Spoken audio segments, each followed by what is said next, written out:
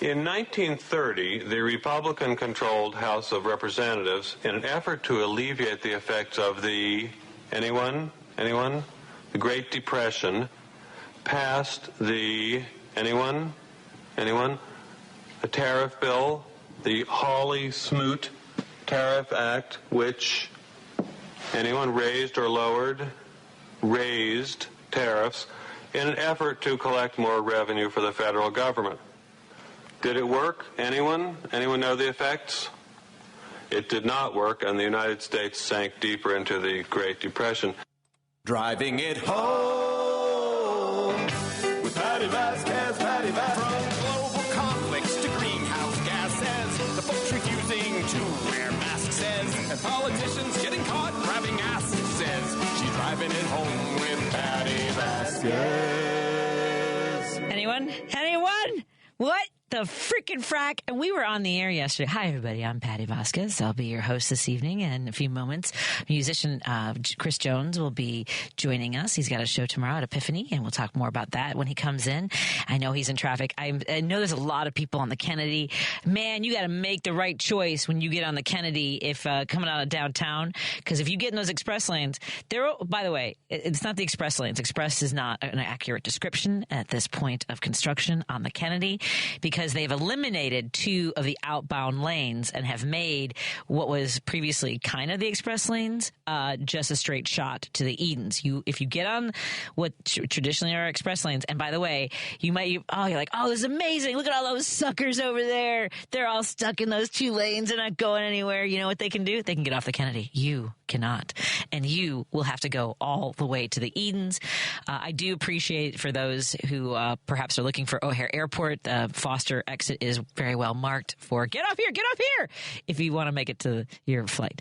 So at any rate, it's just messy on the Kennedy. Please, folks, if you do travel into the city, consider taking your Metra, your Blue Line. Those are the folks who are on the Kennedy. It's very convenient. You can just drive to the Metra, drive to your nearest Blue Line stop. But for the love of for all that is good and kind, please take care of yourselves and try to stay away from the outbound Kennedy for a while, because it is nasty. I feel so bad that Chris is even coming. I mean, I look forward to seeing him. So I don't feel that bad, but I do feel awful that he was stuck in traffic.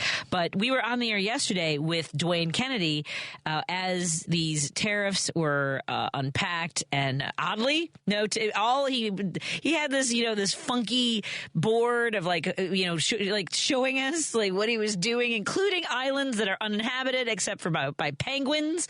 I believe a protest has broken out by the penguins. I was sent a video of the penguins protesting the tariffs that are going to befall them. There was also no tariffs that are going to impact anything from Russia. So I guess you can keep drinking that sweet, sweet Russian vodka because we want to make sure we keep Putin happy. And the markets were tanking yesterday. The after-hours markets were tanking as Dwayne and I were on the air. The last I had seen as we left around 7 o'clock, it was about 1,000 points. And today it was the largest drop just off that cliff. I believe it was 1,600, the biggest drop since Trump was last president. So he brings that along with him. And again, people twisting themselves into pretzels that this is necessary. And then they're repeating the lies that this country, that our coffers were filled by the money from tariffs before we began income taxes around World War I, which is incredibly untrue. They're lies, and you're just repeating lies. Just so we're clear on that. If you want to get a degree in what our financial system and institutions look like prior to, I believe is it 1911 or so, or 19? Let me take a look. I know we have been arguing. A lot of folks have been arguing about this online. Here's the thing. Repeatedly, our administrations throughout the history of the United States have tried to figure out ways to pay for things, including Abraham Lincoln, who was trying to find creative ways to pay for the Civil War. And The idea that we have basically isolated ourselves, and that's what it feels like to me. I know folks have different ideas of why he's doing this.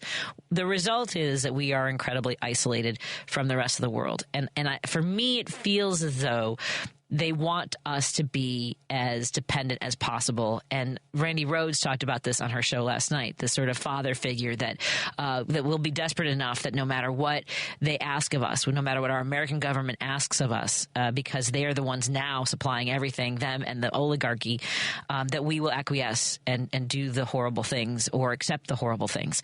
So that's kind of the dark place that I go to when I think about it. At any rate, I'm glad that we get to keep having these conversations and talk it through with each other. I am, in fact, hydrating tonight. I do not have my big, my emotional support cup, my travel mug with me because I have to wash that. Make sure you're washing all of your.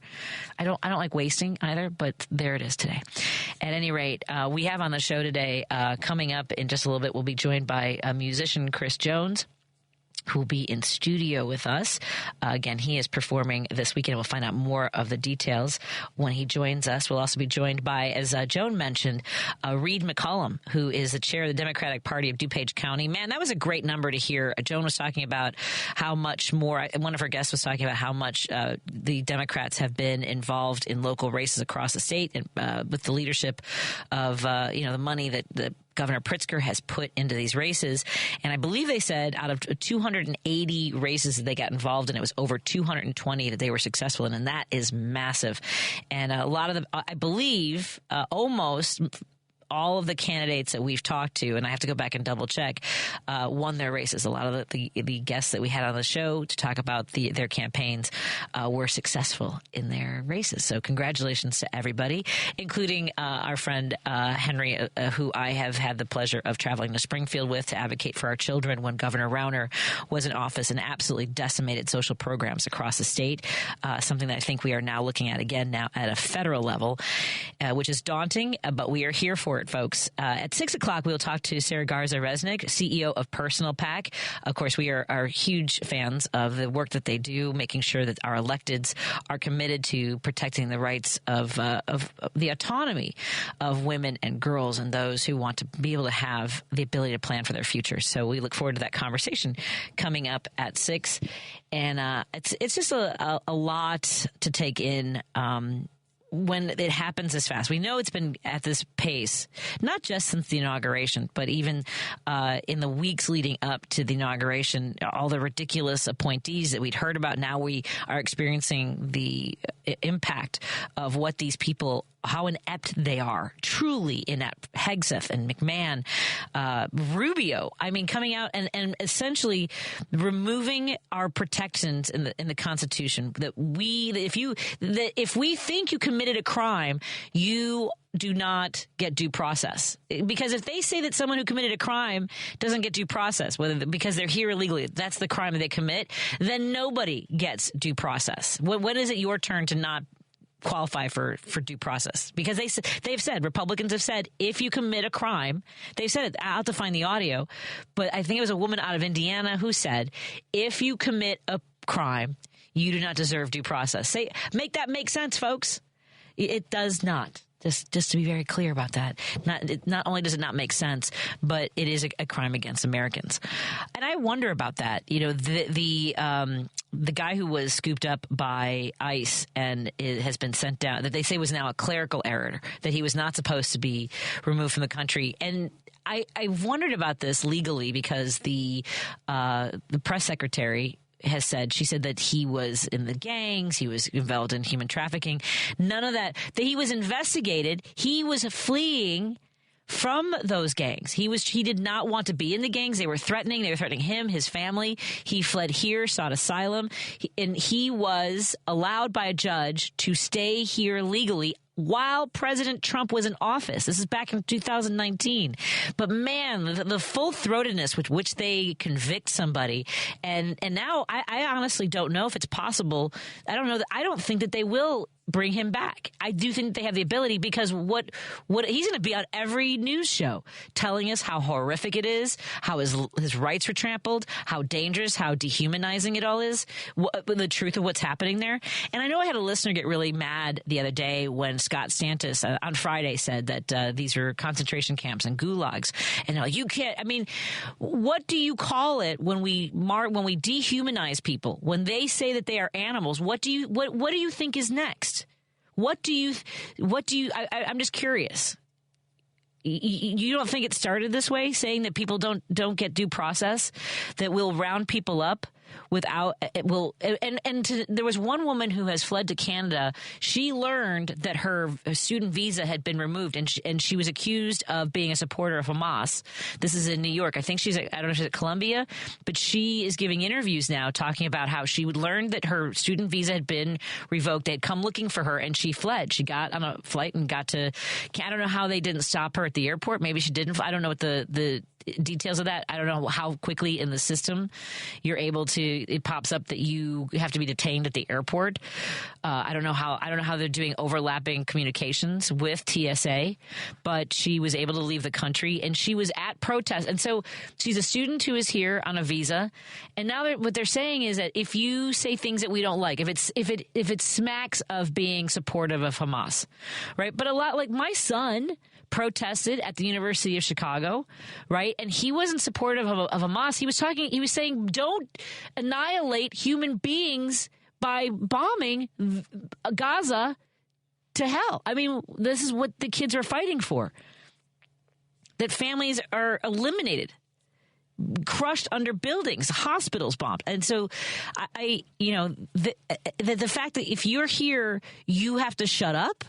I don't think that's necessarily because there are plenty of people who were born here who do things that I don't like, so they get to do it because they were born here. The rate at which white men commit crime, right? Like if I was to target a group that has committed crime against me personally and my family, it's pretty much all white men, folks. So do I get to have a say in like who gets to go? But because they were here legally, it's okay that they did that they raped, they murdered? Is that what we're talking about? I'm just trying to get clarification here, because the rate at which migrants and people who are here, who are documented, the rate at which they commit crimes pales. It doesn't even come close. And we've talked about how much white-collar criminals get away with it every single friggin' day, and create the system under which so many people are driven to an economy that is illegal, that is street crime, that is creating their own dynamics, whether it's within gangs, because we choke off resources to neighborhoods. What are they going to do if we're not going to invite them into the process of creating this society? And say that you don't get to have good schools, you don't get to have access to mental health programs, to jobs, right? And don't give me so many things to scream about. So let's not scream about our sponsors. I mean, I could scream. I love my sponsors. Thank you so much to my sponsors who make the show possible. Thank you to Source Solar. You can go to source.solar and make an appointment. See if it's time for you to put solar panels on your house or on your business. Over 100,000 happy customers in the Chicagoland area. Peter and Warren will be back in studio with me on April 14th. And you can go check out our last conversation. It's available at heartlandsignal.com. Again, really honored to pair up with them, as I have for the last several years worked with Minocqua Brewing Company.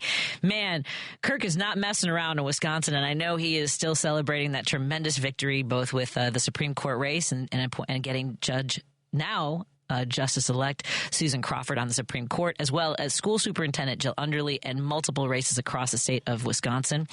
So thank you, Kirk Banks. Go to MinocquaBrewingCompany.com. You can check out my latest piece about the billion-dollar cheese turd who thought he could buy Wisconsin races. And I also want to thank our friends at Kids Above All. Go to kidsabove.all.org and support their mission. Let's take a break here. Thank you for tuning in on WCPT 820 Heartland Signal and KKNW 1150 AM in Seattle. We'll be right back. Think Theory Radio. We're joined by Allie Mae Miller, hypnotherapist. Hypnosis is portrayed in media in general. Manipulation, mind control. People think it's like a truth serum. My clients describe it as they're in control the whole time. It's definitely not a truth serum. The client decides what they share with me, even in a state of hypnosis. Think Theory Radio with Damian Perdue. Saturdays at 6 p.m. on WCPT 820. Chicago's Progressive Talk, WCPT 820, where facts matter. If you're listening to this station right now, you've definitely heard my voice before. Hi, I'm Hawk. And I'm Pete. And we're with Source Solar, your local source for solar. Source Solar is Chicagoland's premier solar installer, providing solutions for over 1,000 homeowners and business owners across Illinois and Iowa. With over a decade of industry experience and deep roots here in Chicago, we have the expertise to help your transition to clean, renewable, resilient energy. We can guarantee that we save you money day one without any out-of-pocket cost to you. This means you have an instant ROI, instant payback, and can save money to add to your bottom line day one. At Source Solar, we source everything as local as possible, meaning we always carry the Made in USA sticker. Find us online at www.source.solar. Stop in our office at 5710 North Northwest Highway or give us a call at 773-985-3992. And don't forget to ask for Hawk Or and Pete. When she rattles by, for 7 years, paid my dues in this heartless town. I know they'll never miss me, but I know they're around. Every night I've had that dream running through my mind. Soon I'll know just where it goes. Tonight I'm gonna run.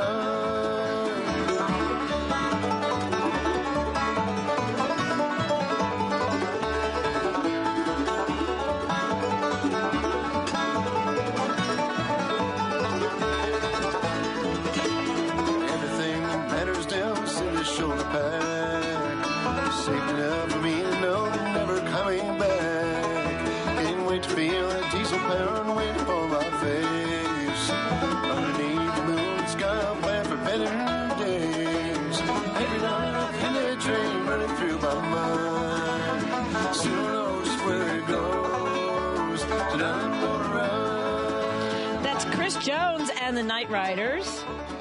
The night drivers. Sorry, Chris. Chris is like, drivers is it drivers? It's Chris Jones and the Night Drivers. They're performing tomorrow night at is it Epiphany is the name of the event? Yes. A beautiful venue that I saw you a couple years ago. Epiphany Arts Center, yeah. Yeah, it's a really beautiful venue. I don't think they still don't do comedy over there. I should have a conversation with them about that.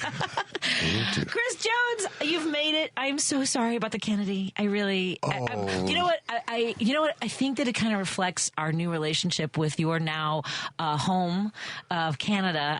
Does it kind of does it make you think, why did I come here? What am I doing in this country again? I mean, you're from here, but it's a bit of a mess of it. Yes, no, but I have been up there for going on a couple of decades. Wow. So it's crazy. Yeah, there's no way for me. Like, it's such a part of my experience to, like, because I can take the Kennedy and be in the express lanes and not be too far off from where I live. Yep. And so I don't think about it for other people, and I apologize because we talked earlier today, and I was also on the Kennedy, so I knew it was terrible. Well, I should know better because I lived here for 4 years, so and lived on the north side, and I knew about the Kennedy. But we rely on these GPS time estimates more than we should, and those things can change very quickly. So yeah, if there's an accident, if there's or people getting out of work in between you where you were coming from in Indiana to Chicago. So welcome. So good to be here. Excellent. I avoid asking people how they're doing because their faces often that expression that's the one I don't know what like they freeze. So I ask them if they're hydrating. Are you hydrating, Chris I am Jones? hydrating. That's thanks to Jerry who handed me this cup of water here. Excellent. Yes, it's self-care. Yeah. I know that you've been stressed, so we can do a little bit of maybe I'll do a little of this while we settle in a little bit, just to try to relax a little bit. And this is for everybody else that's on the Kennedy right now. I mean, like, don't close your eyes to meditate. Just do mindfulness driving and just a little deep breathing. Yeah. Love it. Well, not just for the traffic, but for the world. There's so much going on, Chris. So first, let's talk a little bit about how people are reacting in your neck of the woods in Canada. I think people in Canada were completely taken by surprise. I mean, they knew about Trump. They thought, okay, this probably isn't going to be good. But I don't think anybody saw any of this coming, and he had never really talked about imposing tariffs until after he was elected. I mean, he did in general, but not at Canada, Mexico, 25%. There was shock there, and then when the Governor Trudeau 51st state stuff started shortly thereafter, then it really got. And I'm not saying this is the right thing for anybody to do, but it's a pretty significant thing if the Star Spangled Banner is booed at a hockey game. That's unthinkable, and that's how people were just in shock. They did not know how to react. Politicians at first did not know how to react, and like it goes with this era. It's just all kind of unpredictable. But I just don't think people to the North were ready for this, and there was also a deep sense of betrayal. I agree, I'm embarrassed. I mean, because we didn't hear anything about, getting rid of the border, like that it's just movable, it's imaginary, whatever crap he's saying about it. That was never discussed before. I mean, like there was something about sharks and being eaten by a shark or electrified in a boat. There was Hannibal Lecter. There were all kinds of nonsense. Never we're gonna invade Canada and Greenland. Like that was never discussed. But here's the thing. My question to you, because the conservatives here are doubling down. They're twisting themselves into believing that this is absolutely what they voted for, including the Doge bags in D.C. and what Musk is doing. But also, we need Greenland. Like all of a sudden, they're big fans of fighting with Denmark and the rest of the world. What are the conservatives? And are you hearing anything? Because they had the big truck protest. They drove down here about the masks and the vaccines and the mandates. Are they at all going, oh, okay, we're not that crazy? Well, within the conservative movement in Canada, the trucker convoys, it was still on kind of the fringe of that. And then I think there was some split within the Conservative Party. And the Conservative Party of Canada is really a coalition between a center-right and a right-wing party that came together. And so there is still a kind of split where if you identified and tried to defend the trucker convoy and the kind of anti-vax fervor that was going on, then that puts you kind of in that category. They ended up choosing a person supportive of that as the party leader. This is Pierre Poilievre. And so that's kind of where that's at. But even within that movement, not so much on the far right of it, but the rest, they don't even know what to make of this, and so nobody has known how to react. Yeah. Poilievre has come out in strong words about it because he has to, because you'll never win an election if you don't stand up to Trump in some ways and say we're going to, and so now the argument to make is which person is going to be the stronger person for Canada. I've never seen anything like it. I've never seen a 25 to 30% poll jump in favor of the Liberals. I think just because of the governing party, and all of a sudden Trudeau didn't look so bad. Everybody, it was an amazing couple of months to witness all of this. It really is jarring. I did not know about the jump in polls for Liberals. Yeah, Liberals were down close to 30%. That was just assume they were going to get, and this is really what led to Justin Trudeau's resigning. It was time to get somebody else in because this was going down in a hurry. And so, I mean, it was not at all gradual, and all of a sudden they were pulling within. They thought it was shocking that they were pulling within 5 points. This is before a new leader was even selected. Right. This is with no one leading. They had pulled him with whoever it is, as long as they're not conservatives. And then they brought in Mark Carney, the guy with a financial background, and all of a sudden they're leading in all of what they call majority government territory, meaning you're leading in polls enough that you would win enough seats to hold an outright majority and wouldn't either run a minority government or have a coalition. So that's big. That is wild. And yeah, I don't know if you saw some of the results of races, Florida notwithstanding, and we were hoping for 2 congressional. I mean, like it was such an outside the chance, but at least we cut what Trump had won by. He won by 30 points. The Democrats lost by 14 points or 15 around that. But to win by 10 points in Wisconsin for the Supreme Court race was massive. A big FU to Musk and his money, which was great. And I suspect, I think a lot of people showed up specifically for that, to tell him that they were not for sale. Oh, absolutely. I mean, that was really encouraging to see that 10-point spread, and just the fact that money can't buy every election. Yeah, and look, we went up there as often as we could. We were going up almost every weekend, and to go door knocking and do as much as we could as we are annoying fibs for Wisconsin. I have a logo and everything, and I'll tell you, I mean, people were ticked off. All we had to say was that he was trying to buy the race, and they were all in on that. We are hanging out with musician Chris Jones, with Chris Jones and the Night Drivers. They are performing tomorrow at the Epiphany Performance Space.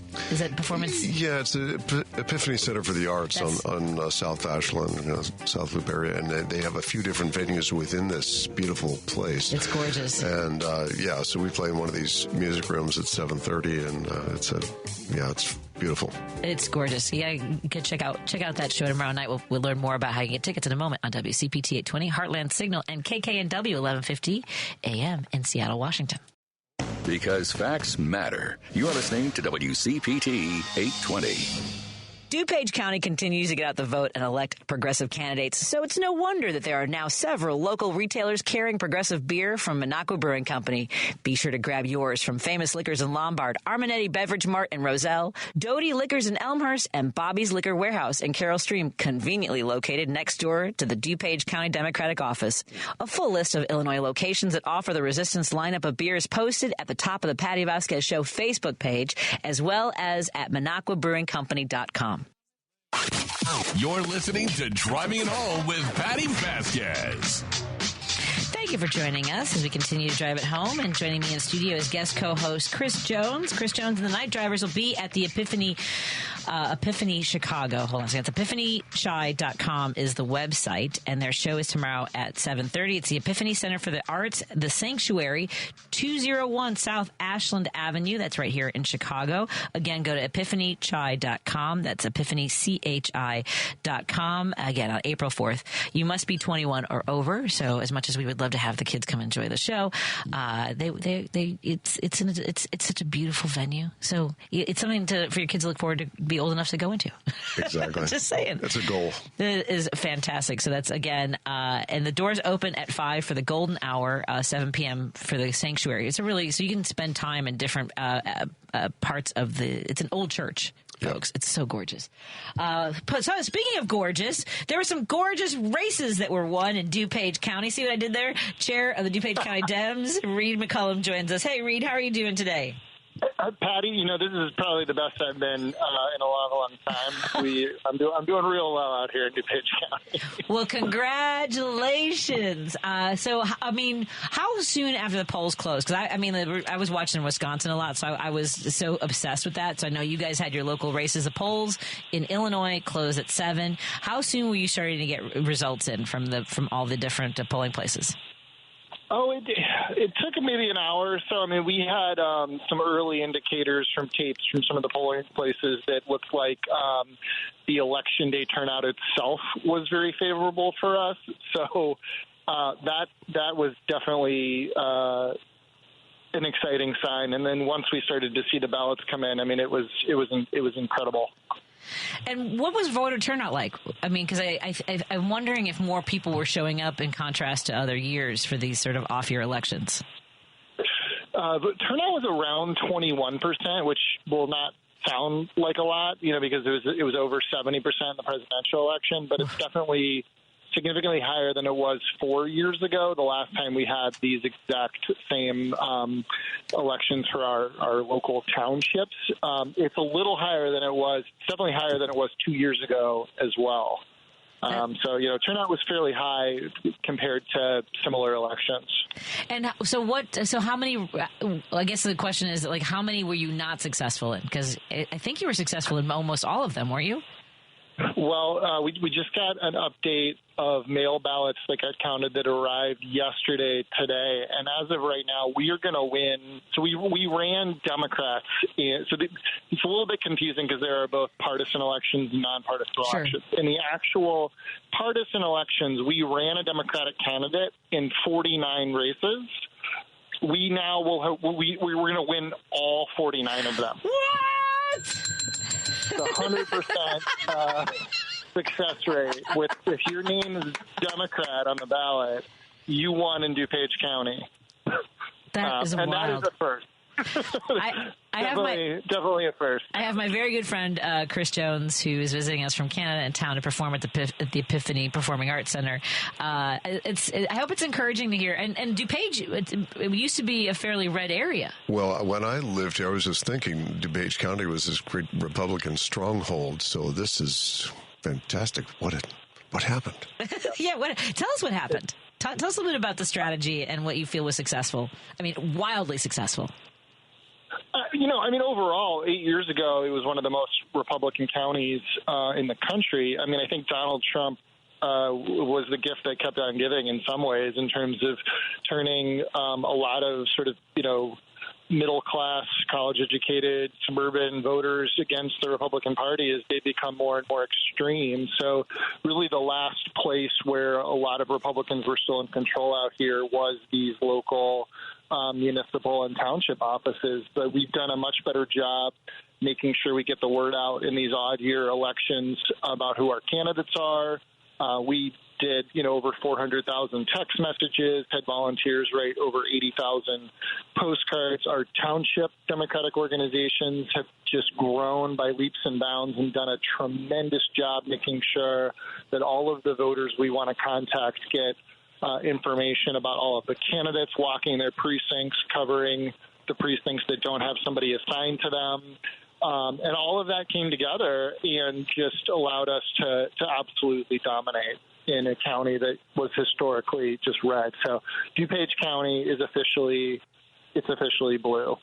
Well, I'm really excited, and we had several. Let's start with Addison Township. I mean, and we had candidates on from a lot of these townships and a lot of these races, and some of the issues that they were coming in to talk about are things that are really just so necessary in the communities. In particular, what jumped out at me was talking about support services as we see the cuts coming at the federal level. Like they were talking about, like the food pantries, and how there's limited hours in certain areas, and what people are trying to. You can't necessarily, if you're working 2-3 jobs and taking care of kids, making it harder to support your family becomes burdensome.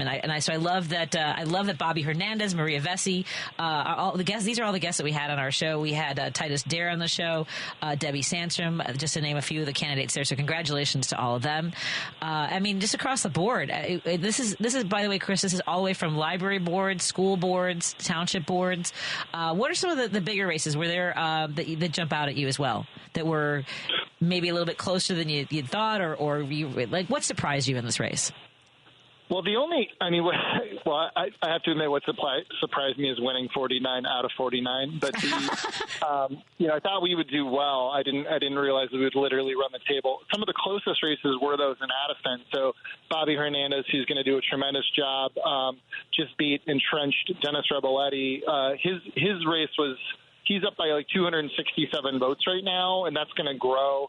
Titus Dare, who you mentioned as a trustee, was the only candidate as a Dem who was down as of election night. He's now up by 200 votes. I'd say like the nonpartisan races where candidates were willing to really lean into their democratic values were all unbelievably successful as well. There was a real separation between the candidates that were willing to run on their democratic values and just common sense and believing in public education and facts, whether it was for school or library board or city council, and then some of the more extremist candidates. And we just obliterated some of the Christian nationalist candidates running for the Helen Plum Library District in Lombard. All of the Naperville candidates who ran on democratic values were successful. Obviously, Richard Irvin is no more as the mayor of Aurora, which includes part of DuPage County, elected a new fabulous mayor in Villa Park, Kevin Patrick, Lyle, Mary Jo Mullen. Rebecca Gianelli in Glendale Heights. I mean, we just so many nonpartisan candidates that we were looking to see victorious, one in municipal races and then in school board races. It was a complete wipeout of the far right in DuPage across the board. Out freaking standing. I love it. And what are you are you communicating? I'm guessing there's got to be some sort of back and forth with a lot of the chairs around the state. I heard that was it out of like 280 we were successful across the state in over 220 races. Does that sound about right?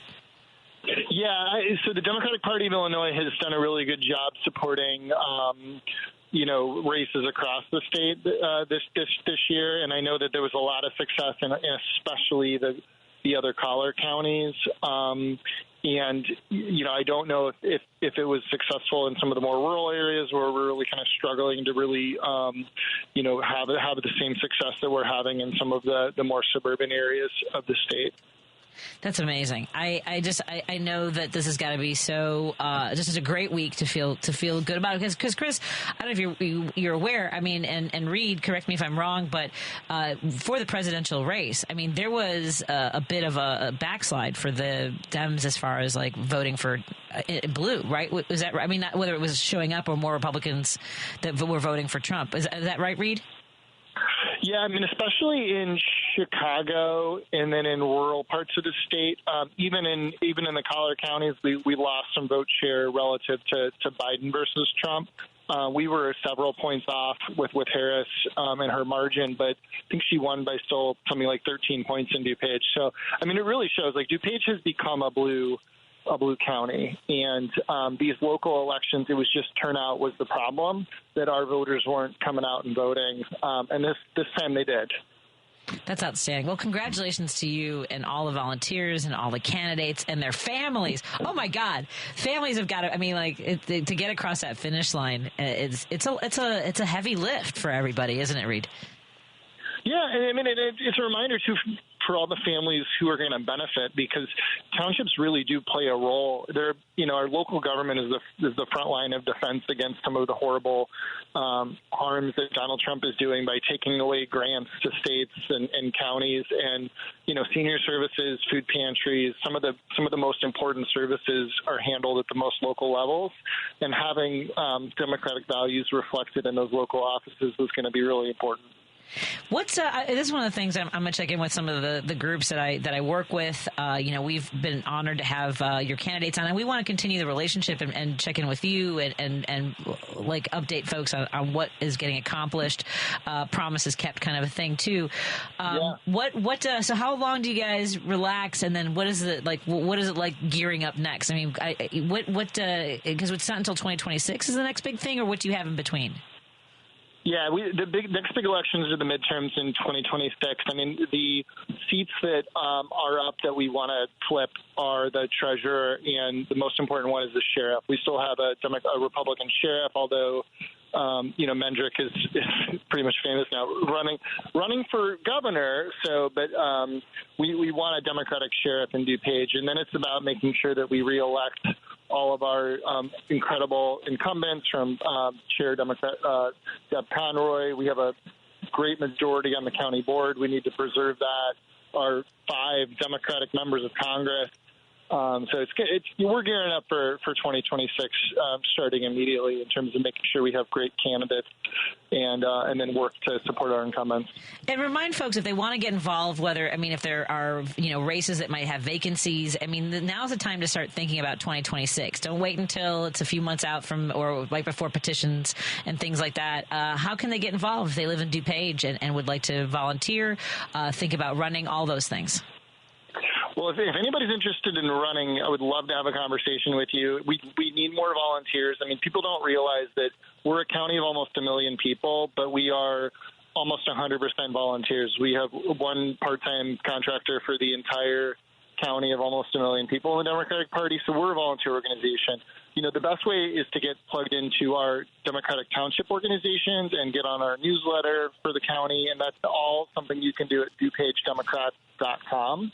You can sign up for our newsletter and find links for the township organizations, which have monthly meetings, which are really the lifeblood of keeping people engaged and focused on what needs to happen. So DuPageDemocrats.com.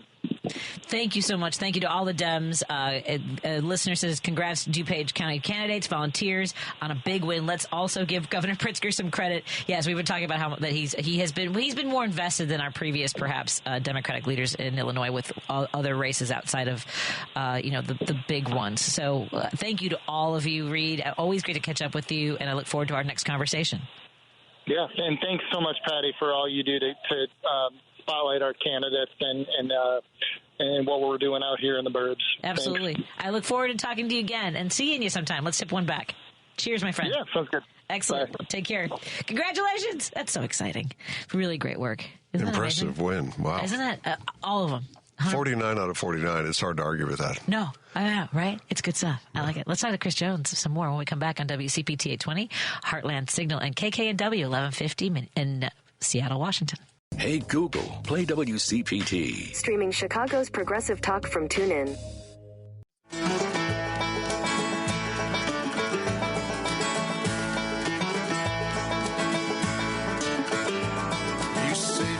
Your plans, 'cause the end is coming soon.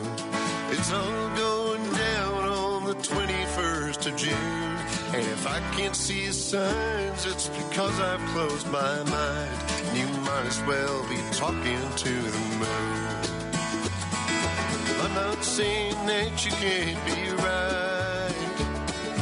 I've got just one question if I might. What if you're wrong? Oh my God, I love that so much, Chris Jones. Deeper in it, even further down in the rabbit hole. This is great, Chris. Can we talk over your music? You don't want to talk over your music? I prefer it that way. Oh my God. They're never going to. No, they don't. People don't admit it. Yeah. It makes, we can't wait for accountability and justice and. Yeah, it's John Weisberger was a former band member of mine. We got together and wrote this. I just wanted to ask that question. What if you're wrong? What do you do then? Right. And when it's... Right. Well, here's the thing for me, right? I am, and I know I come across as snarky, whether it's on the radio. I'm fully aware of my snark levels. I think you saw some of my videos when people get really nasty, and I would dedicate 25 doors to them and use their name on a porch and say, hey, my friend Peter says that he really supports women's autonomy and, strongly encourages, so so I'm a little petty. I'm petty Patty. Here's the thing, though. I am, when I say to people, like today, someone posted on my wall on my Facebook page that this country, made all of our coffers were filled by money from tariffs before, during World War I or whatever, and the income tax, and then now we're trapped in this, and everybody else is making money off us and they're repeating what the president says, right? So I just posted, okay, well, please educate me, share some sources that I can read more, and of course, silence. Here's the thing: I, as folks know, I am more than happy to say when I'm wrong. That I was misinformed, and that to me is one of the hallmarks of being a liberal, is to base your opinion on new information. I don't know how hard that is. No, absolutely, and it's so hard right now because, especially when the guy at the top really doesn't care whether the thing is right or not. Actually, if it's wrong, it's better. Yeah. And or just whatever sounds better at the time. Then if you repeat that or use that as a source, It is some wild stuff. Chris Jones and the Night Drivers will be appearing tomorrow at the Epiphany Performing Center for the Arts. That show is at 7:30. And you can get tickets at epiphanychai.com. That's epiphanychai.com. Again, the show is at 7:30. I highly recommend this show. They are amazing, as you just heard some of the music.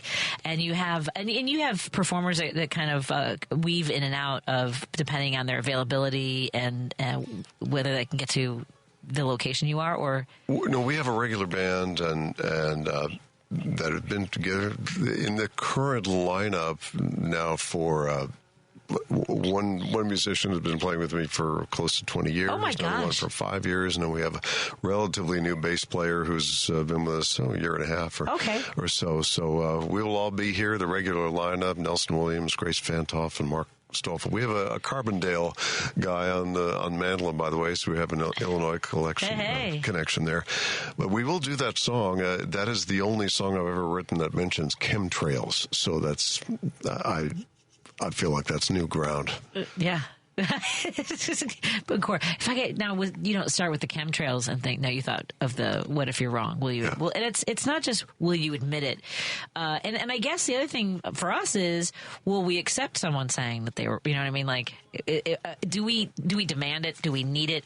I know a lot of people are extremely salty, and how could you not be when they voted to basically harm people and harm the people in our communities that we love? Do you have family still in the States? Oh, yeah. I mean, my family's somewhat small and scattered, but I have a family in New Mexico and still in the state of Washington. I've got a couple of wonderful nieces in the Seattle area. Okay. And we'll tell them to tune in on KKNW 11:50 a.m. I will do that. They would love that. Excellent. Yeah, I'm on late at night, though, just so you know there. That's this broadcast later there. Yeah. So how are they doing? How are they reacting to it? Are you in contact with them about the state of things? I think the disarray of things? Everybody, and I'm sure you know this from all the people that you encounter, everybody's having a hard time, and everyone is having I think it's like being in a state of mourning or shock. You lose a friend or a family member, and some days you're handling it okay, and other days you aren't. And people process it differently at different times. So it's kind of, we have to help each other in small ways because it's like a grief process. It is for us. There's some shock. I think that things had started with such an accelerated rate of crazy, and the pace I can't even say that it's gotten worse. It's just it's been sustained. It's like going for a sip of water and someone opening a fire hose. For me, I try to pick and choose what I react to. On the other hand, I also work during the day for the state of Illinois, so I'm monitoring like how our departments for like Health and Human Services, the Department of Education. You know, a lot of families whose kids have disabilities or live in rural areas and don't have access to the schooling that is going to be to the level at which federal, not just the programs, the supports, the regulations, but, the funding, if you think of some of the schools, like that's up to 40% of their funding comes from the Department of Education. So this is incredibly destabilizing. It's terrifying for a lot of folks. I had a friend, and they're not in the listening area, and I don't know that my friend is listening in New Orleans, but I said it was terrifying when we saw the student get just, basically kidnapped at Tufts University in Massachusetts, surrounded by people in masks. And I said it was terrifying. And they texted me later and they were like, if that's what they want you to be terrified. I'm like, but being brave is also doing the things that you have to do in the face of terror. And as the mother of a child with severe disabilities, knowing what the history is of the last time fascism, terrorized the world, I know that my child is seen as someone who's disposable, and that our family is a burden. I get to be terrified. Absolutely. I also get to be angry. I get to be petty. I get to be all the things. Of course, and I think there are two sides to all of this. There's the symbolic stuff that troubles us, and I remember one of the first things that to me seemed like such a worrying sign, even if it's insignificant in the bigger sense, was just the renaming of the Gulf of Mexico. Wasn't that bonkers? Yeah, or the taking over of the Kennedy Center. These are like little petty dictator things that really, if you think about it, they're quite troubling, and yet at the same time, it's the nuts and bolts things. It's people that are going to lose their livelihoods, or people who can't be fed, and just the real tragic results, the nuts and bolts. And that's really the part that we have to concern ourselves with most. But the other stuff does, it's difficult. How are Canadians? One of the things I saw were Canadians before this round of tariffs a couple months ago were taking like all of the products, American products, off the shelves, whether it was alcohol. I don't know what else were some of the things that people were stripping the stores of and the shelves. Well, alcohol was a big one, I think, because, and I think Canada was trying to concentrate on things that there was an easy alternative to. Yeah, you can avoid this, and there is some symbolism there, and some of the Canadian provincial governments were actually seriously targeting red states and red state businesses. Now, I had to point out to one Canadian that this is a little unfair in the instance of Kentucky. We've been talking about bourbon because Kentucky is Democratic governor, and a particularly good one, I think. But that was how they were thinking. They wanted to punish red states. They also wanted to do this with products that weren't going to cause big hardship, right, where you can say, okay, I'll get a different kind of whiskey, or I'll try a different wine. Sure. Yeah.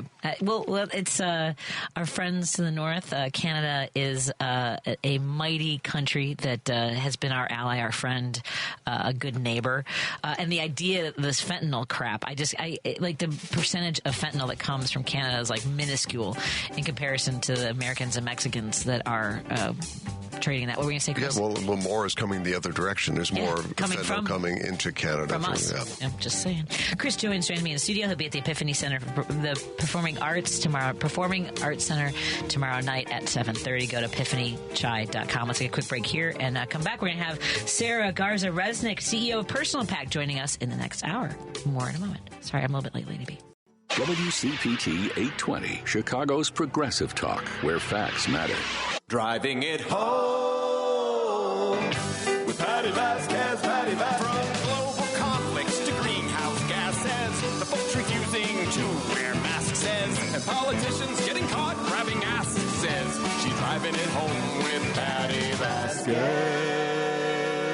Thank you so much for joining us as we drive it home here on WCPT 820 Heartland Signal in Chicago, where we love our new friends listening on 1150 AM, KKNW, Seattle, Washington. Alternative Talk, so proud to be a part of your family. And our friends on KTNF AM 950, Minneapolis, St. Paul, the progressive voice of Minnesota. And I want to thank folks who have sent me some really kind messages in the last 24 hours since I updated folks on my son Declan. For those of you who are not familiar, my son Declan was born medically fragile. He was not able to breathe and was on life support for several days and then on oxygen for 28 days. And it's been a long journey. He's almost 20 years old this summer, and he had some complications a couple years ago, suddenly lost the ability to walk in addition to a lot of other challenges that we've had. And the technology has changed for genetic testing, and the specialist said, hey, why don't we run another round and see if there's anything we can discover, maybe have a path for his treatment. And they found out that my son has one of the rarest genetic disorders in the world. He becomes the 53rd patient in the world who has primrose, which is it's not something my husband and I carry. It's something else that I had been thinking about for the last 20 years. Did I do something wrong? Did I eat something bad? Because I got really sick during the pregnancy, and I thought something had crossed the placenta and had caused all these malformation of his brain. All these things that I thought that maybe you go through all the scenarios, and even did we have the right specialist? Did we do all the right treatments? Did we and so to have an answer, and I also want to be very mindful of people who don't have answers. This is such a different journey and such a complicated road for all of us. So I want to thank folks who have been so supportive, and I'll try to write more about it in the days and weeks to come, because it's just such a new. I feel like a whole new person in the last 24 hours. And by the way, I call my son 53 now. His nickname is 50. Hey, 53. It's really wild. That's Chris Jones. Chris Jones and the Night Drivers will be performing at the Epiphany Performing Arts Center. Tomorrow night. The show is at 7:30. You can go to epiphanychai.com to purchase tickets, and we'll hear some more music from Chris in just a little bit. And joining us right now in the studio, we've talked for years. I've known the CEO of Personal Pack for over 15 years, Terry Crosgrove, who we've had the pleasure of having on the show. He is now the emeritus of Personal Pack, and we are so thrilled to welcome Sarah Garza-Resnick, CEO of Personal Pack now. Sarah, welcome to the show. I know you've been on this show before, but it's thrilled to have you here today. Yeah, thank you so much for having me. It's a lot we've got going on in the world, Sarah. Just a little bit. So I go to Wisconsin to help out. We created a group called Fibs for Wisconsin, both over the last year and a half. And part of it's because when I was a Girl Scout at camp at East Troy, Wisconsin for 6 years, I had more rights and protections at 9 to 15 than I do at 52. What is happening?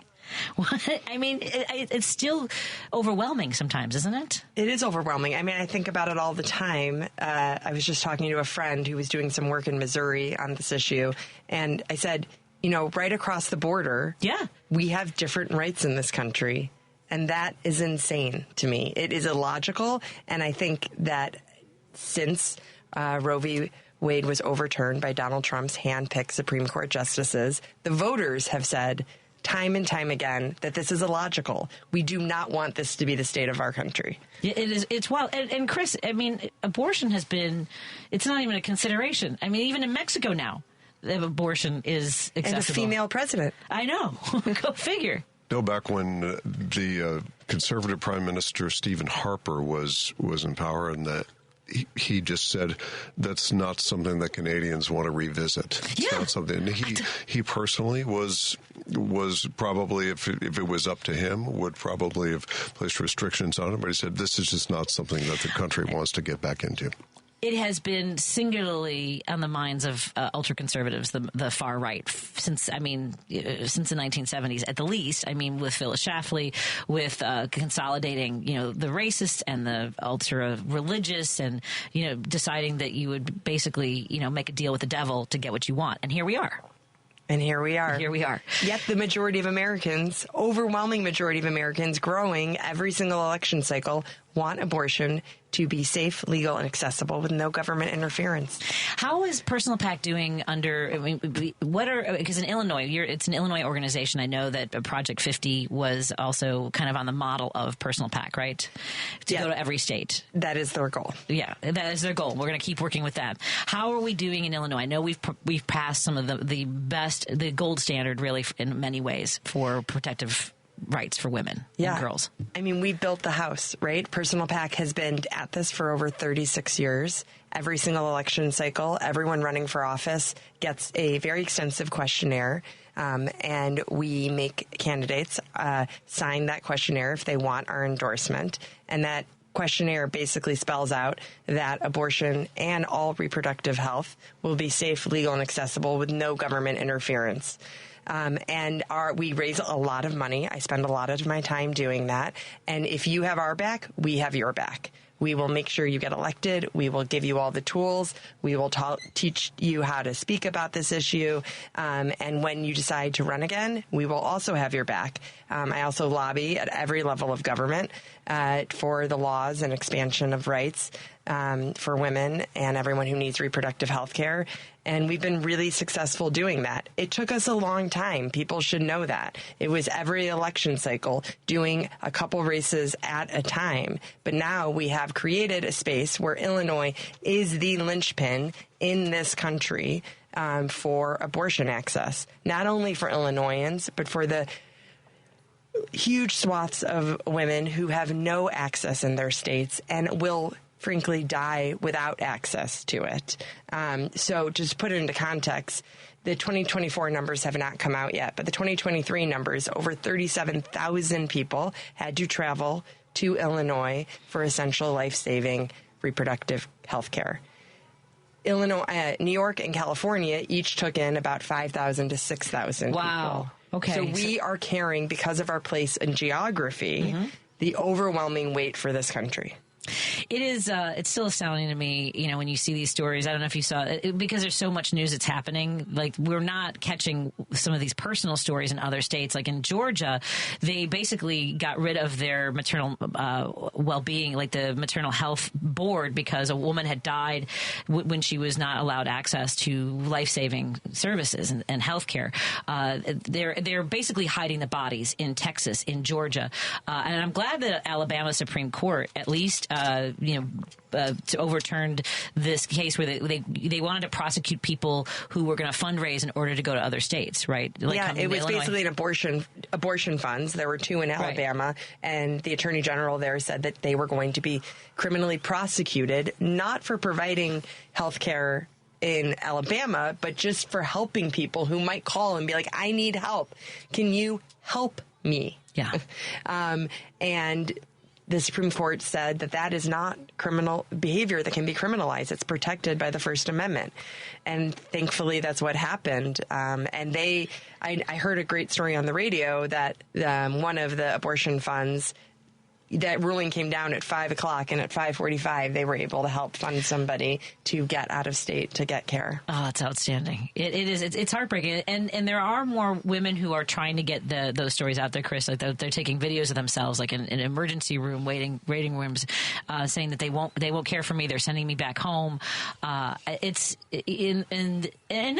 was not necessarily just after Roe v. Wade. There were women who were being prosecuted for having stillborns because they had taken drugs, or they had miscarried at home and they didn't properly, and Pence was going for this in Indiana, trying to prosecute and criminalize women whose bodies just couldn't carry a pregnancy to term. Yeah, I mean, miscarriages are very common. Yes. I had them when I was trying to get pregnant, and you don't even know that's what's really happening.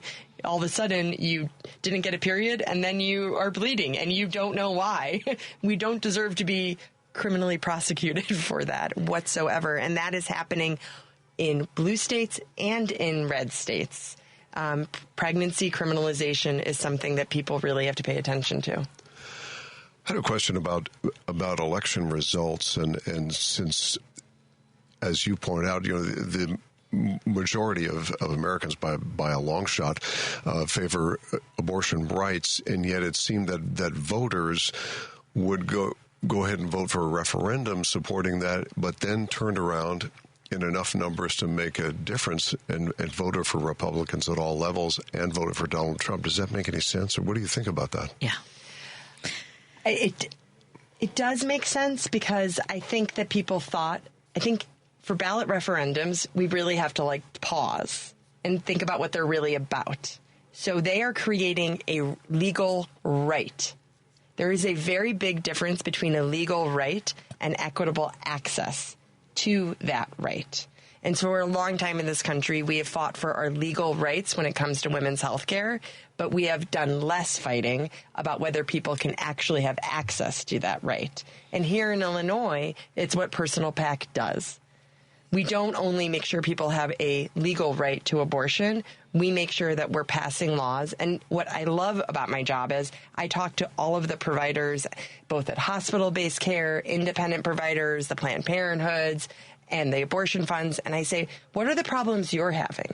What do you hear from people? How can we make these laws work better for people? I spent 13 years in government. I believe deeply in efficient, good government is really the linchpin to making people connected to our democracy. And I bring that ethos to Personal PAC. So when I am lobbying for a law or advocating for somebody to be elected, it's because I believe that they're going to hear the voices of all the stories I gather, and then we create the laws based on what is actually needed on the ground to make sure that everybody, no matter their income level, no matter whether they have private health insurance, no matter whether they can afford to pay for it out of pocket, has access to the rights. So I think these ballot referendums really confused people. I think that they said, oh, I'm going to vote. I want abortion to be fine. And I fell for the song and the smoke and mirrors that Donald Trump was giving people. I'm going to leave it alone. I think this should be left up to the states. I love women. I'm going to be a protector of women. I mean, all BS. Yeah. But I think people fell for it because they wanted to do the right thing and they thought they were doing the right thing. And I talked to a woman in New Orleans who was from Wisconsin, and she said that she had voted for Trump. She was, and I said, well, I go door knocking in Wisconsin, and a lot of women are worried about their abortion rights. She's like, yeah, I agree with that, but there shouldn't be men in girls' bathrooms. I mean, so they get distracted by those things too. They fall for those, the shiny object of like being bombarded with that over and over again. We need to take a break. We're going to continue our conversation. We're in studio with guest co-host Chris Jones, and Chris Jones and the Night Drivers will be performing tomorrow night at the Epiphany Performing Arts Center? I think Epiphany Center for the Arts. I've heard it both ways. Okay. Just kidding. It's Epiphany. EpiphanyChai.com. That's EpiphanyCHI.com. The show is at 7:30. You can purchase tickets right there on their website. Look for Chris Jones and the Night Drivers. And we also have in studio with us Sarah Garza-Resnick, who is the CEO of Personal Pack. Visit the website personalpack.org and support their mission to make sure that we have access, that we all have access to the full range of healthcare. And that means everybody. More in a moment on WCPT 820 Heartland Signal, KKNW 1150 AM, Seattle, Washington, and KTNF AM 950, Minneapolis, St. Paul. All the folks, all the people. This is WCPT 820, where facts matter. You're listening to Driving It Home with Patti Vasquez.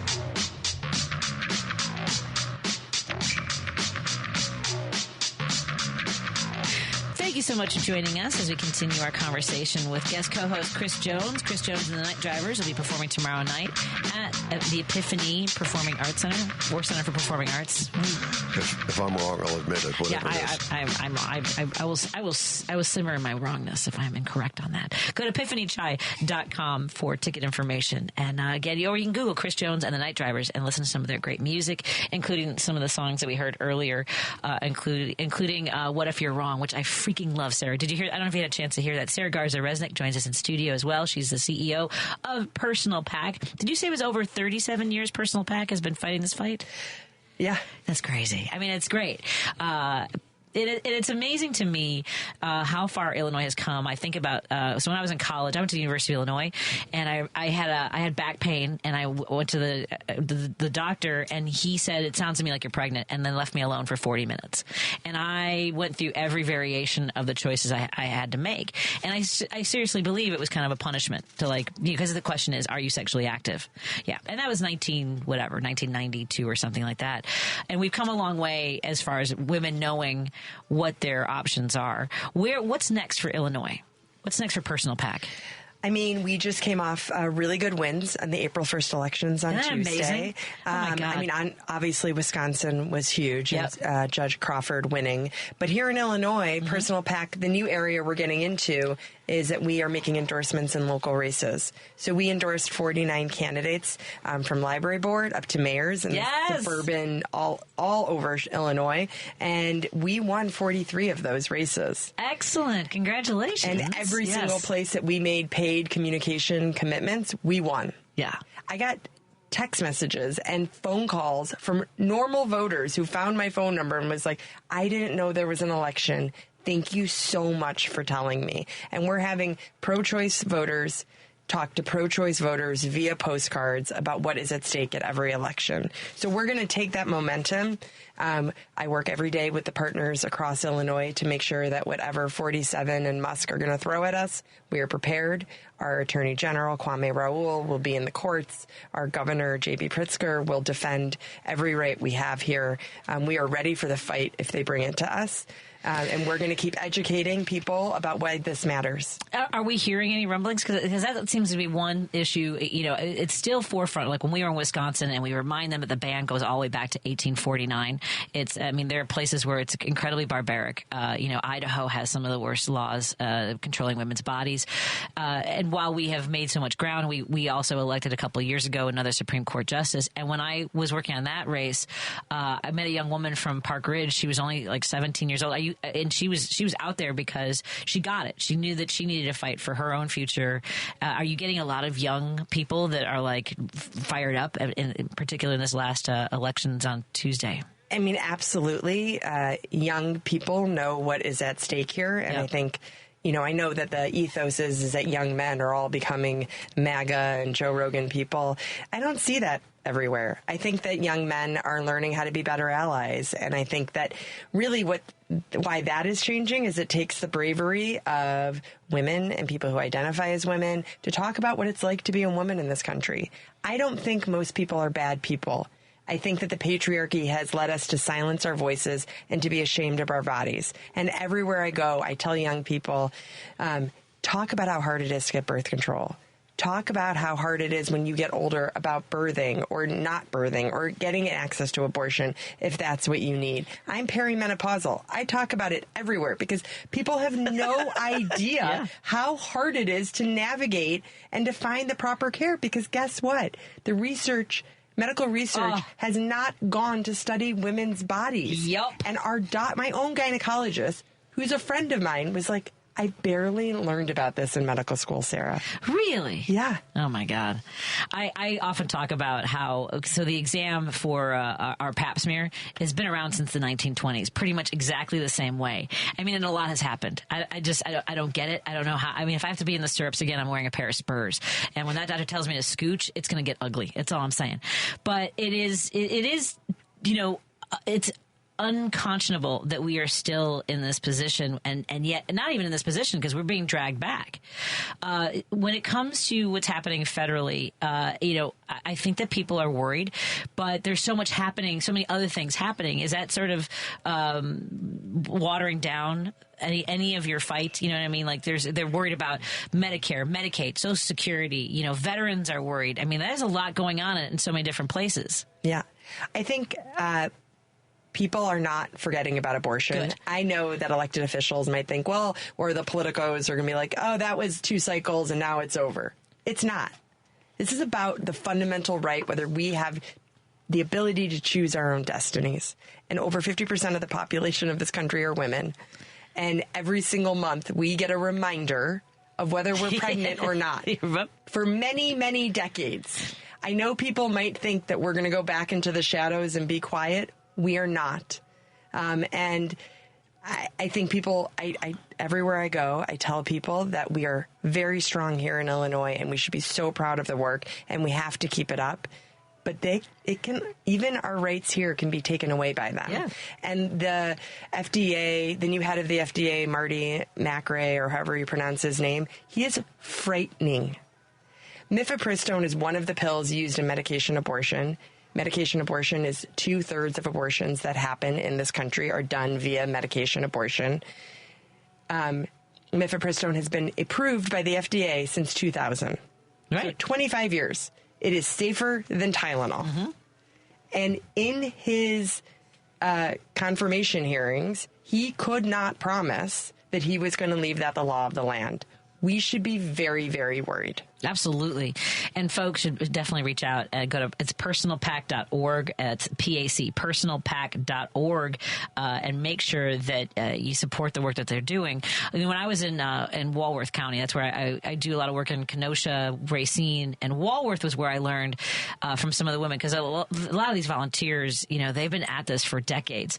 And I didn't even know, even as a history major, we were talking to students from UW Whitewater, and one of the women told us that she couldn't get birth control until she got married and had to have written permission from her husband. And this is somebody, she got married in 1968. We forget how we're right here. It's just astounding to me. What can folks do to get involved? Go to our website.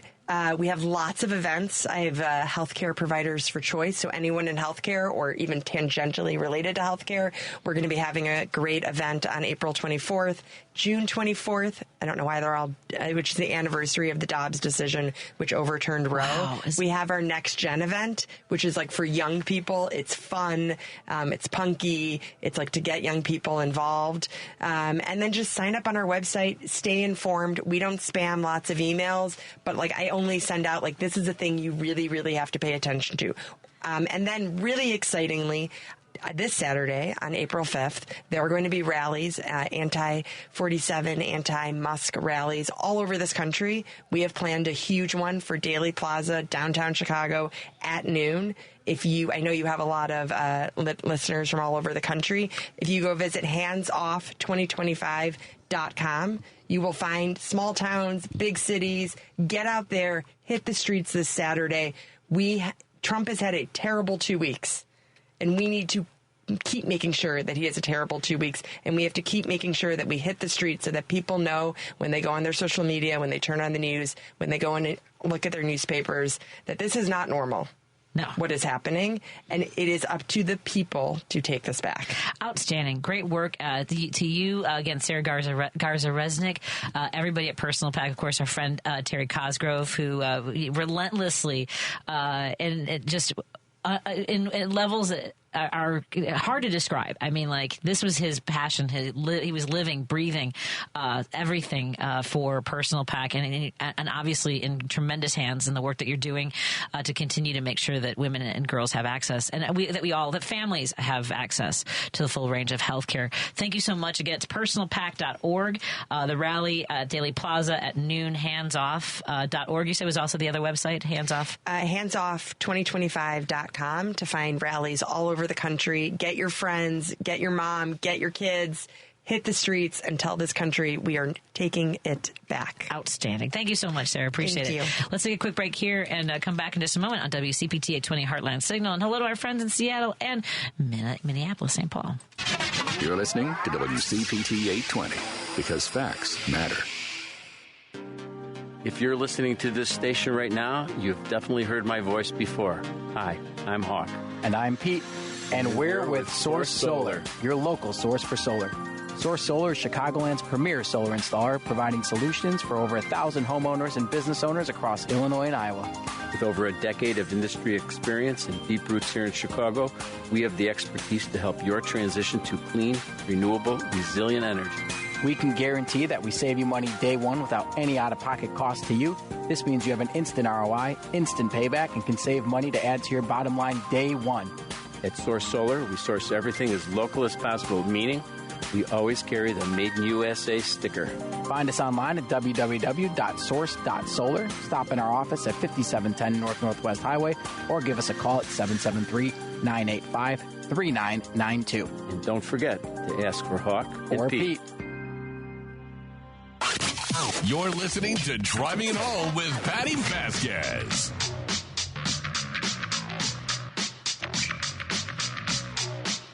Thank you so much for joining us as we continue to drive it home. Chris Jones joins me in studio. Chris Jones and the Night Drivers will be performing tomorrow at the Epiphany Center for the Arts at 201 South Ashland Avenue.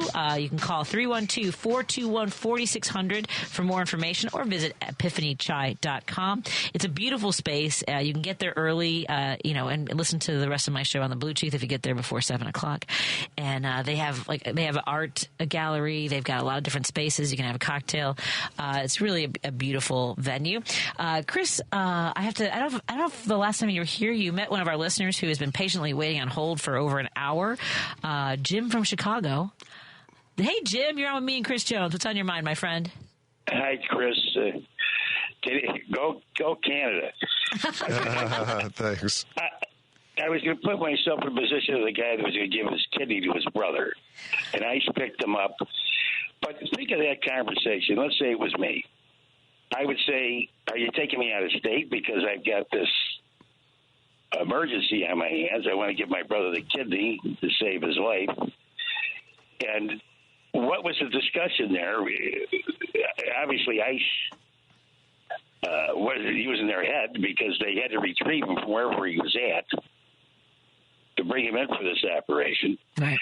But just think about how inhumane that is. You're explaining this. I'm sure he's explaining this to the ICE people that I've got a kid. I'm giving my brother a kidney. His life depends on it.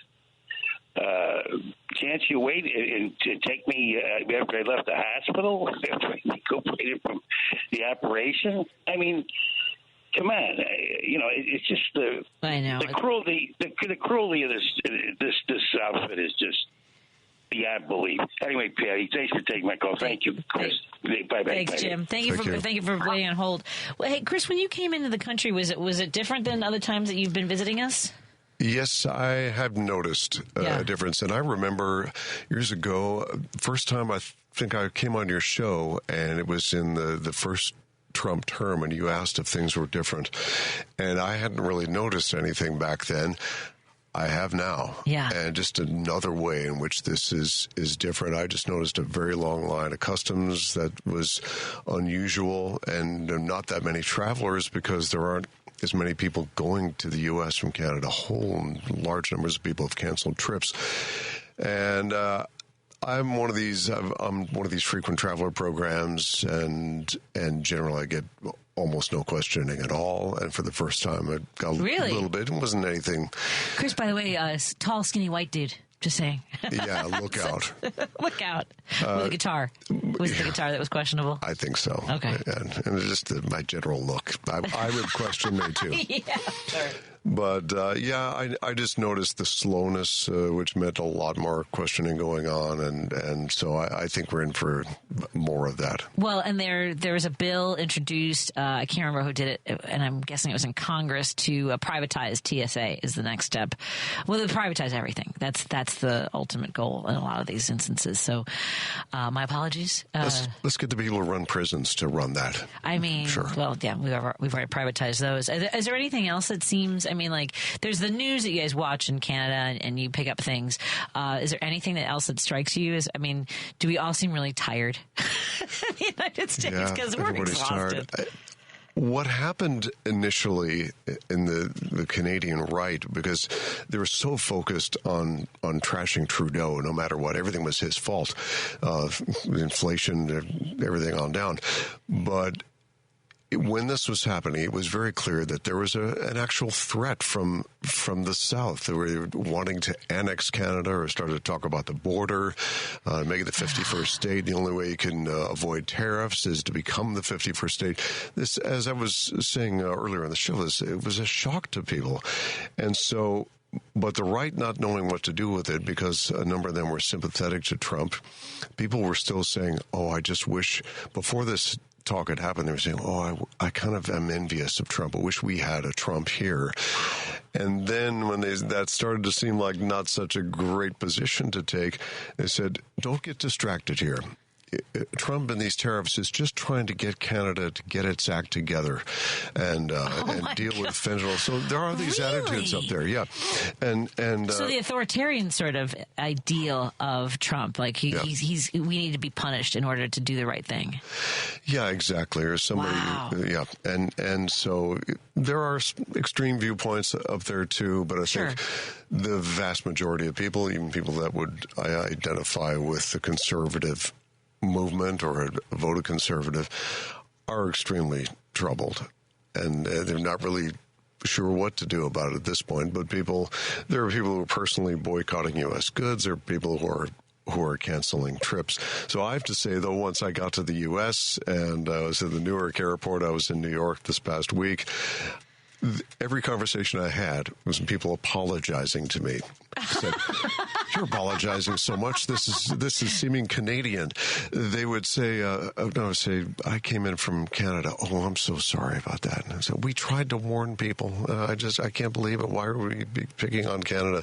I heard this over and over. So it's nice to hear. I am also sorry. I mean, I did the best I could. There's only so many doors I could knock on in Wisconsin. You did wonderful work, and I know this. So much I could do. My son's, one of his best friends is studying abroad in Germany. Can you imagine being an exchange student right now or studying abroad? He says he's never been so embarrassed. He's in Germany, and he's just, I don't even know. We were planning to go to Scotland. I know that you had traveled through Scotland, had some great video on social media of your adventures. And my husband and I are celebrating this summer our 25th wedding anniversary, and I'd hope to take the family to Scotland. I don't know if I should leave the country. I don't know. Yeah, well, I think this is a real concern for legal permanent residents and people who have green cards. That I'm staying with a good friend of mine who has that status, and he's afraid to go back to his home country for fear of not being able to get back here. Yeah, well, have they been contacted at all by Homeland Security? Have they gotten any sort of alerts? No, he has not heard anything. No. Because a friend of mine has she was contacted by somebody who is here on a green card, and they were contacted by Homeland Security that they wanted access to their social media.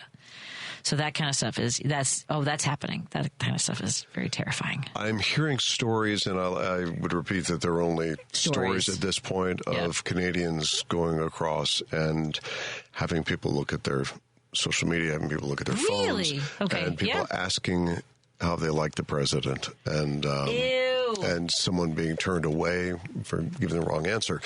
Like I say, at this point, I don't know. The story's right. They're anecdotal than not. Let me get to Paul from Seattle. Paul, you're on with me and Chris Jones. Chris Jones, the Night Drivers at the Epiphany Center for the Arts tomorrow night. That's April 4th.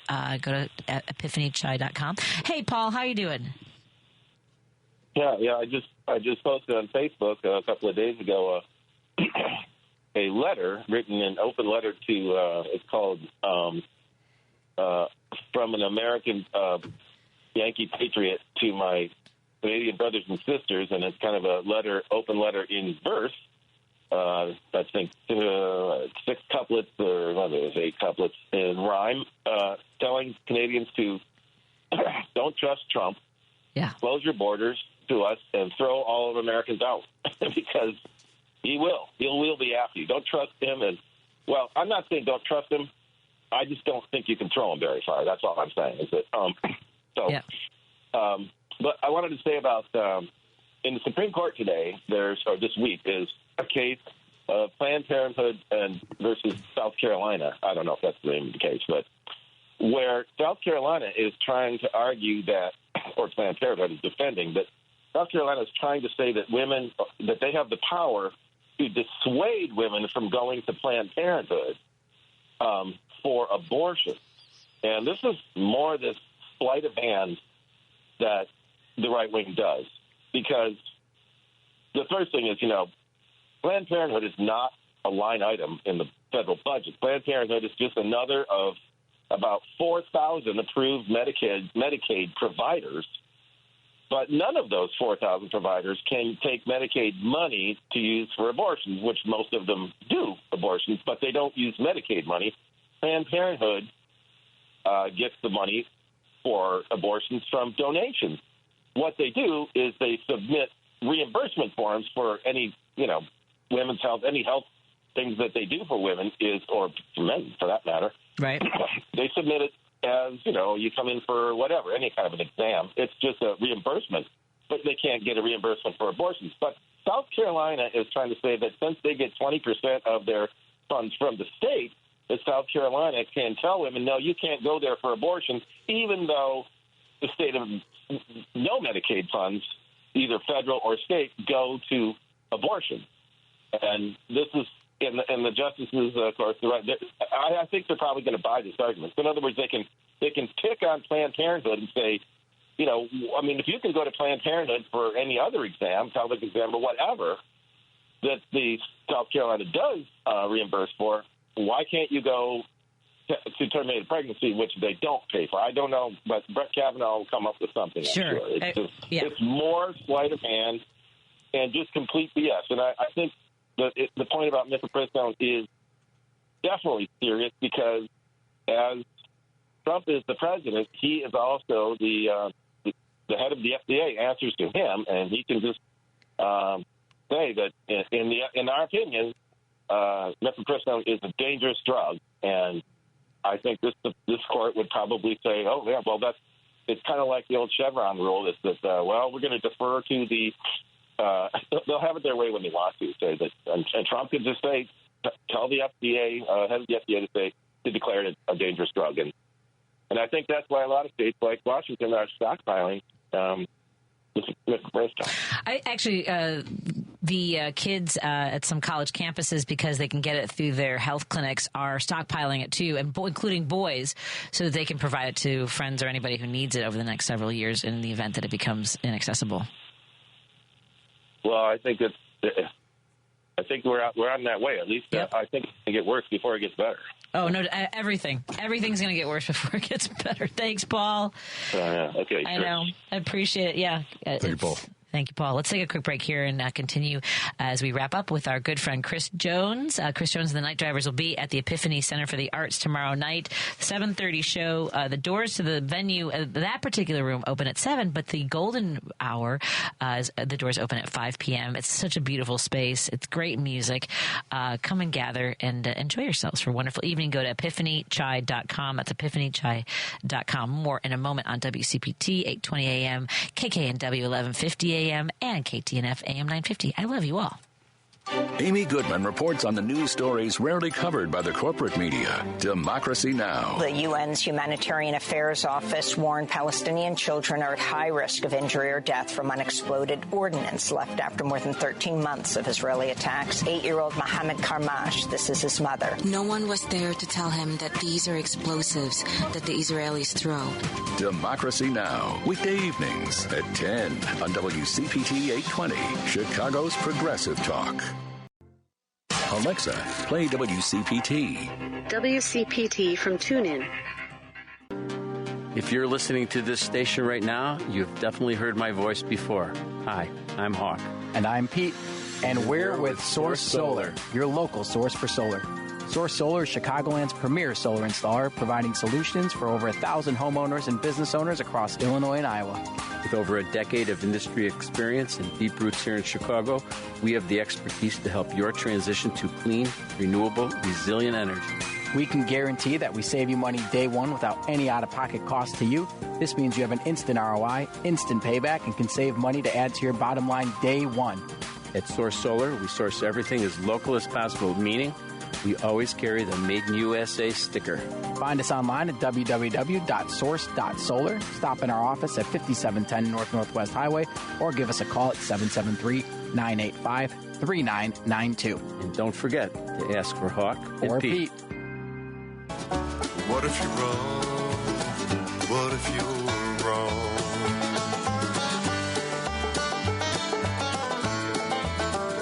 Chris, I did not even know I was going to roll it up at the line. What if you're wrong?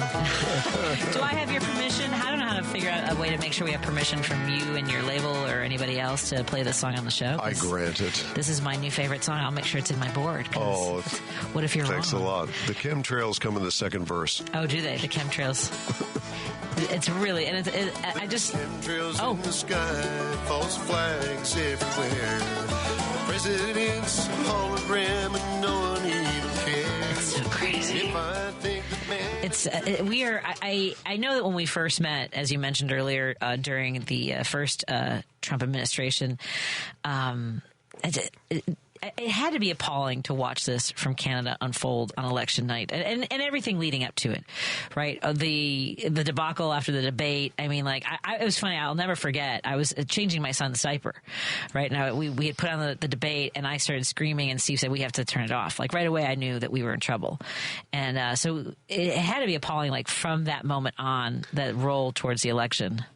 It was just stunning. One of the most blistering essays about it that I saw was from a Canadian conservative writer who's an independent-minded conservative named Andrew Coyne, C-O-Y-N-E. And if you do a search on Coyne, Trump, it may come up. He just said, it was just being sober and facing this new reality. And it's very dark.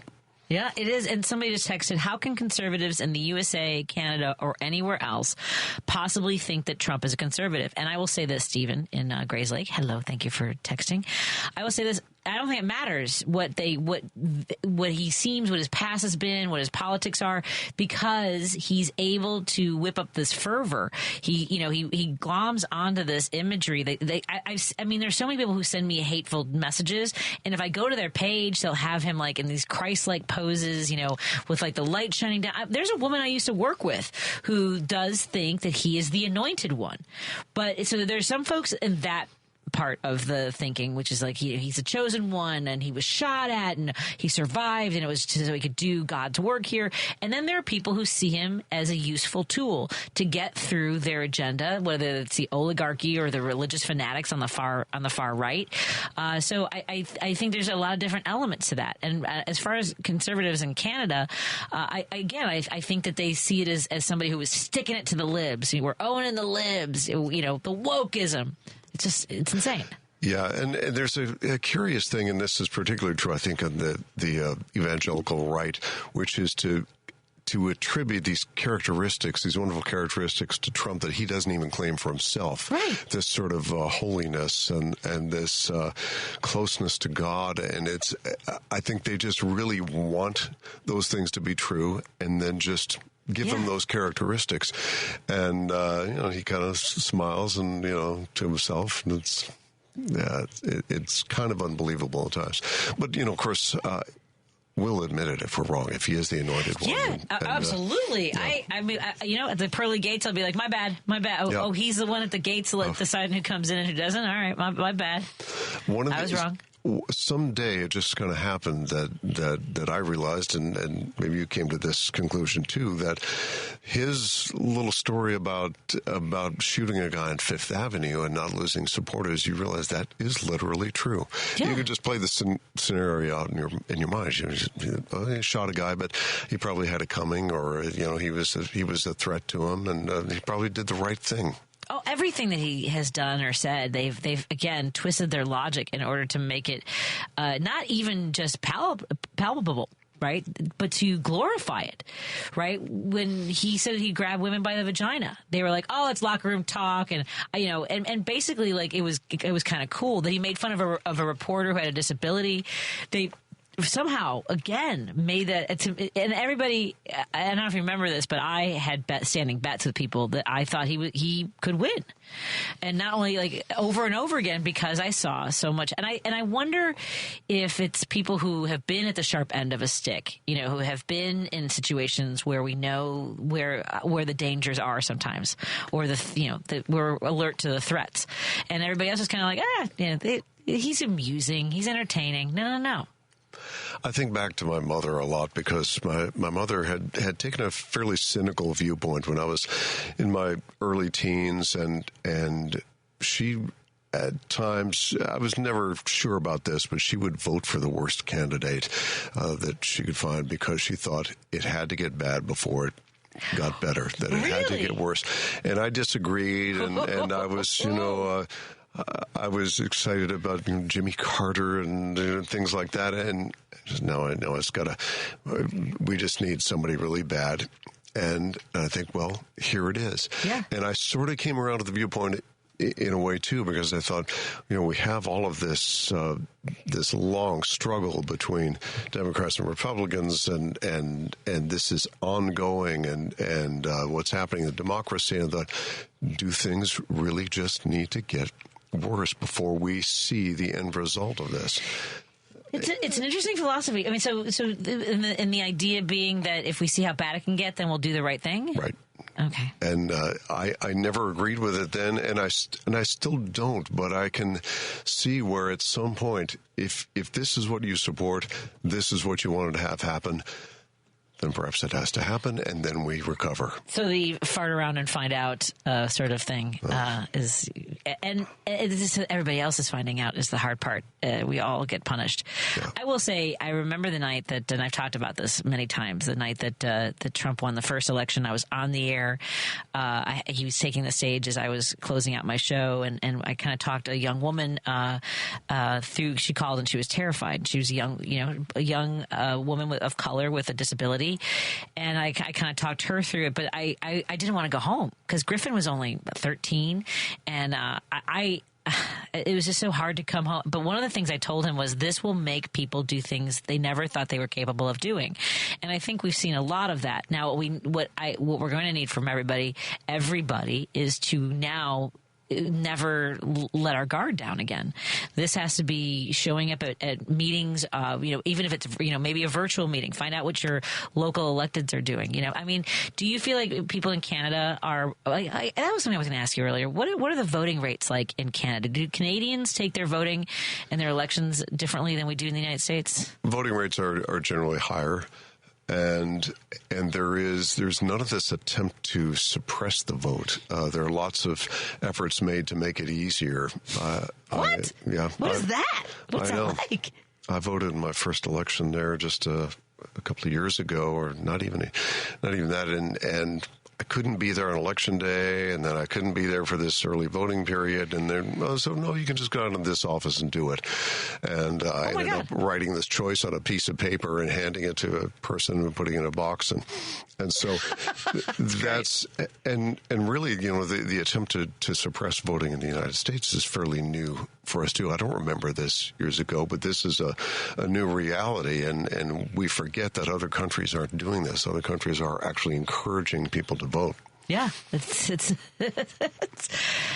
seems so unique and quaint. They were encouraging folks to vote and making it easier. Okay, fine, that's fine, because they were trying to cover their loss by saying that Trump and Musk the voter ID law did pass in Wisconsin. That was their goal anyway. They didn't really. They knew they were going to lose a Supreme Court race. Yeah. Yeah, no. I'm so happy she won because it's a 10-year position. So that's really impressive, and the 10 percentage point difference. Yeah, that is wild. What, are you coming back to the States again in the near future? Do you have plans?